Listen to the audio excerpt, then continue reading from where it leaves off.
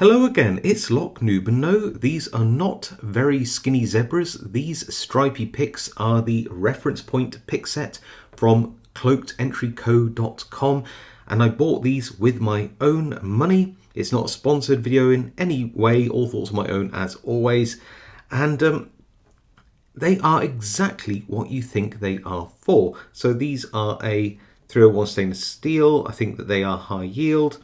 They're well, sold by Cloaked Entry Co, who actually have some really interesting things. I've featured some of their stuff in a few videos in the past. Some of their stuff is very good. Some of them I have mixed feelings about, but these ones are very cool. Now, as far as I'm aware, Cloaked Entry, they were possibly the first company, I guess, to make these marked picks. I've seen other people do them, but I think they were the first. And what's really cool is that these picks are marked on both sides. So what are these stripes for? Well, if you look at the bottom of the picks, laser etched at the base, you have an M, an SC, and a KW. So this is for Kwikset locks, Schlags, and master locks. Clearly not every possible lock that these manufacturers make, but you know, the basic ones. So if I take a master lock like this M1 XL or Magnum, and I align the stripes to the spacings on the key, you'll see that these stripes actually align to where I would expect the pins to be. And that's really, really useful for beginner pickers who may struggle with pick placement in a lock, because, you know, lock picking is sort of like a blind puzzle. You're relying on sound, touch, feel, not only through the pick but through the body of the lock, to try to find where these pins are. So it's actually quite useful to be able to align, say, this first stripe here with the key entry point to the keyway, and it will align with that first pin pretty much perfectly and all the way through the lock. So let me grab a turner, and what we'll do is we'll just pick this lock, and you'll see that clearly I'm not going to use these last two stripes because it's only a 4-pin lock, but I can't feel anything on pin 4. 3 here is binding, so lift that up. Pin 2 isn't binding, pin 1 isn't, so go back to the back, and now that's pin 4, 3, 2. See where that stripe is there? Right in the entry point to the keyway, and 1, and we have the open. This pick can be reversed, so I'm picking right-handed, but if you were left-handed, it would still work. Or if I like to pick pins down, that would still work. Or if I was left-handed and pick pins down, this would still work.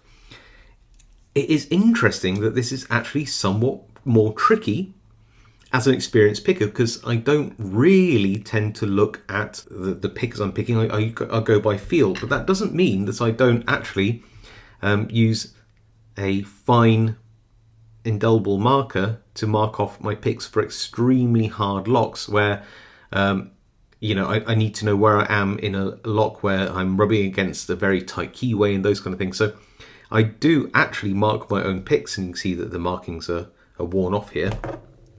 But these markings are laser etched on both sides, and yes, they probably will wear off at some point with a lot of use, but not for a while, and they are a lot more sort of permanent than using a marker pen. I have a Kwikset style core here now, and here's my Kwikset pick, and all of these are flat topped short hooks. And this one is actually a 6-pin lock, so I can actually use all 6 markings here.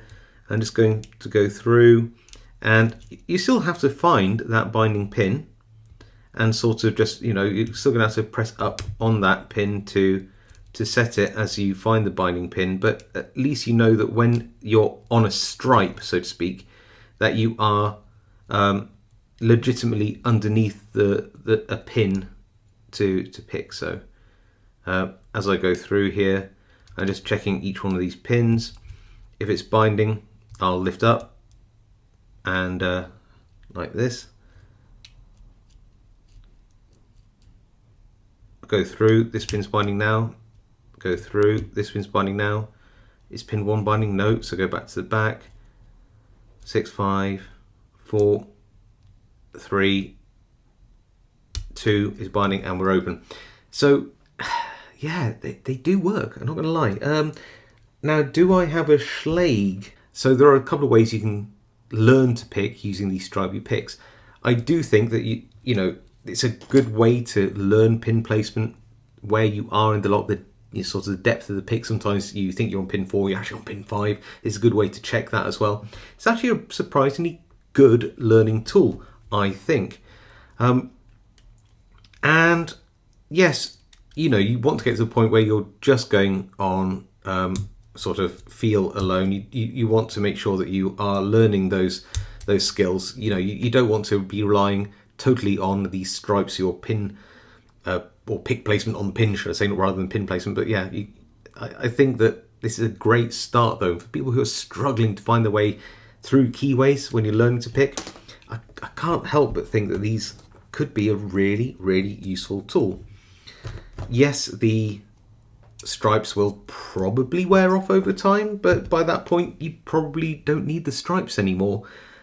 How much are these? Well, I think they're actually, again, pretty reasonably priced for they don't have any sort of thick handles on, but they're finished adequately. They're not the best finish. There's a few rough edges on here. You could probably rub a little bit of sandpaper over the tops if you so wanted, but they're adequately finished. They're a nice profile.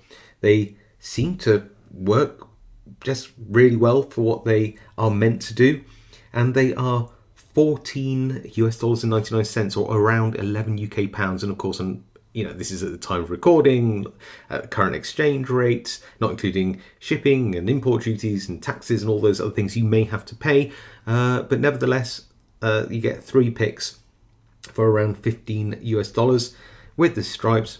Not bad little training aid. Do you need them? Is it the best place to start?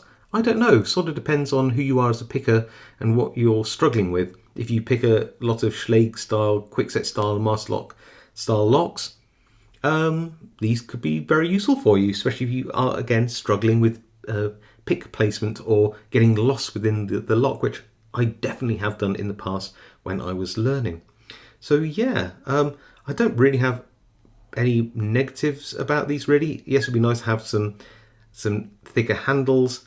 Yes, the finishing's a tiny bit rough, but not appalling, and certainly usable straight out of the pack, so to speak. And yeah, other than that, I don't really have any complaints. It's also worth noting that even if you have a lock which isn't a Schlag, a Kwikset, or a Master Lock, you could probably find one of these spacings which basically work with a lock that you have. This one, not so much, I don't think. Let's have a look at the Master Lock one on this lock. This is a true value. This is the Kwikset, sorry, this is a Kwikset. Actually, that's pretty close looking at that. Let's have a look at that Master Lock one though, just in case. Ah, yeah, that's almost perfect. So you could probably pick a lock like this just because the pin spacing is just about the same as the pick. So you don't need to tie yourself specifically to a brand of lock exactly. You can just try to find out whether the pin spacings on your picks are close enough to the lock that you have, and it's possible that you can still use it on many more different brands than just the ones which they are designed to pick with. So I'd really like to know your thoughts on these picks. I think I've reviewed them pretty positively, actually. I could see these having been useful when I started to learn to pick locks. Maybe you feel the same. If you do, or if you don't, I'd love to hear your thoughts on these picks down in the comments below. I do read them all and reply to as many as I can. If you haven't subscribed to this channel and you want to see more content like this, you can like the video, you can subscribe to the channel, you can even hit the notification bell for when I next upload content. Otherwise, stay safe, happy picking, and I'll see you all next time.